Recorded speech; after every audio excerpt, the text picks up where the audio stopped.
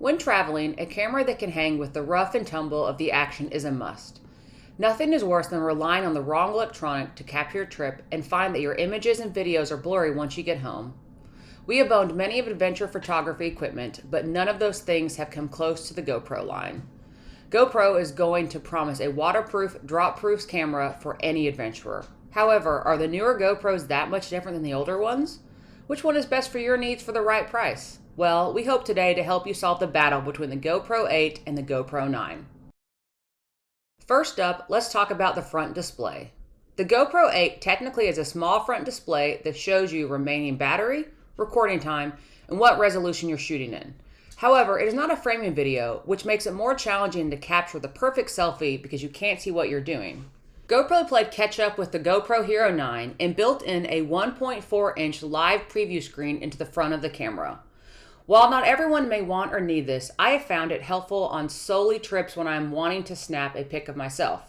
The front screen can serve as a full screen, actual screen, or live preview, which makes it a great reason to upgrade and was the primary thing that drew me to the GoPro 9. Let's talk about the rear display. Both cameras offer a 16:9 widescreen LCS touchscreen display, however, they differ in size. The Hero 8 is the modest 1.95-inch display, while the 9 grew to a 2.27-inch display. For me personally, this wasn't a huge factor in purchasing because I rarely review footage on the actual GoPro as I utilize my Mac desktop for editing. Alright, let's talk about the lenses. It's why we are purchasing an adventure camera in the first place, right? When it comes to lenses, there's a big difference between the two. The older lens is like the 7, meaning it is a fixed lens. However, the Hero 9 has a removable lens cover and can host a max lens mod for $99.99 as an add-on accessory. This will allow the Hero 9 to perform some of the GoPro Max features such as the 360 horizon lock, which means the camera can be rotated through 360 degrees. I have not personally utilized the Max Lens mod, however the ability to do so if I wanted to is a definite plus. Now let's talk about the size and build differences between the two. With the upgrades to the Hero 9, we must assume that it's bigger and heavier, which it is. I personally don't think the size difference is significant, but I will let others be the judge of that. The Hero 9 comes in at 71 by 55 by 33.6 millimeters and weighs 158 grams. To compare, the Hero 8 measured at 66.3, 48.6, and 28.5 millimeters and weighs 126 grams. Even though the sizes are different, there are similarities between the two cameras. Both are waterproof down to 33 feet, have the same styling, a left-hand battery compartment with a micro SD slot and a USB-C charging slot, a small microphone placed below the lens, and the same folding fingers on the undercarriage. Other than the size, the buttons on the Hero 9 are larger and protrude more, making it easier to operate while wearing gloves. For the price difference, I would have liked to see more upgrades on the camera. It is not surprising that the Hero 9 comes with a significantly larger battery, rated at 1,720 milliamps per hour compared to the 1,220 milliamps per hour, and offers 30% more battery life. If you're like us, charging batteries in the wilderness can prove challenging if solar chargers fail, so the longer battery life was a plus for us. The battery life of the Hero 9 is rated by the GoPro as 101 minutes when filming in 1080p, while the Hero 8 only manages 75 minutes. While I don't mind buying new batteries as over time they generally just die, it is annoying to have to buy an entirely new charging system when I purchase the 9. Since I use my GoPro for video more than photography, the filming capabilities were more important to me. The Hero 9's largest 23.6 MP sensor means a higher resolution video. It maxes out at 5K 30 frames per second at a bitrate of 100 millibytes per second, which is 7 times more detailed than the regular HD. The Hero 8, on the other hand, is 4K 60 frames per second at 100 millibytes per second. Both shoot in multiple resolutions before their maximum. However, the lowest the Hero 9 offers is 1080p. The Hero 8 offers a Hypersmooth 2.0 for image stabilization and a Time Warp 2.0 time-lapse mode, while the Hero 9 offers a Hypersmooth 3.0 for image stabilization and a Time Warp 3.0 time-lapse mode, which works up to 5K. If you're not using the Time Warp setting on your GoPro, you are missing out on some really great footage.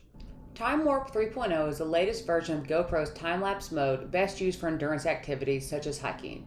Although it only works up to 4K, it now got speed ramp feature so you can slow down the action at a specific point back to real-time speed and capture the audio too.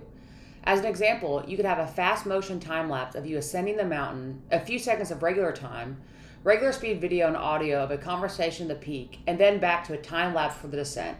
There's also a half-speed mode for an epic slow-mo. Finally, the Hero 9 adds Hindsight, which is a 30-second buffer for videos to avoid missing any unexpected moments, the Scheduled Capture for waking up and videoing a sunrise while you sleep in, and the Duration Capture, which is set to record for between 15 seconds and 3 hours. All of these features made the decision-making process really easy for me when it came down to keeping my 8 or splurging for the 9. To be honest, I do not utilize the webcam or live streaming options. While there was a firmware update earlier this year to allow the Hero 8 Black to be used as a webcam, the Hero 9 includes it right out of the box. It integrates into all video conferencing platforms and works up to 1080p.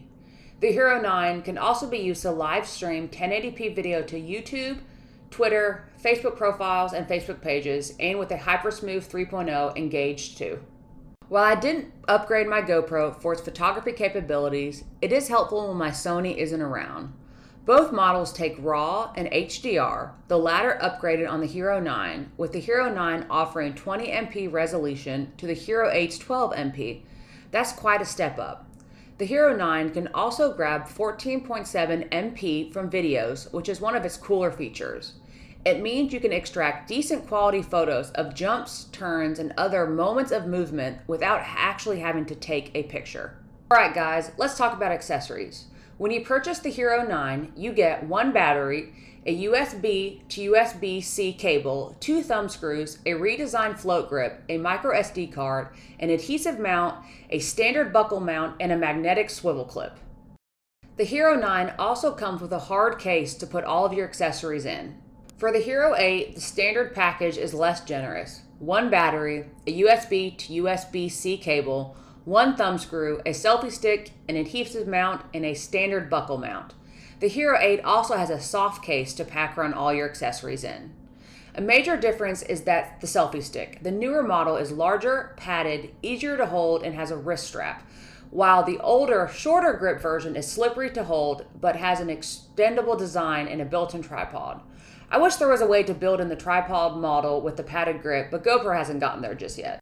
Well, there you go, folks. The major differences between the GoPro 8 and the GoPro 9. I own both the 8 and the 9. Well, 2 9s. What put me over the Hero 9 Edge was the dual screens, longer battery life, changes in time warp, and the high resolution capabilities. However, both remain excellent quality action cameras for your next adventure.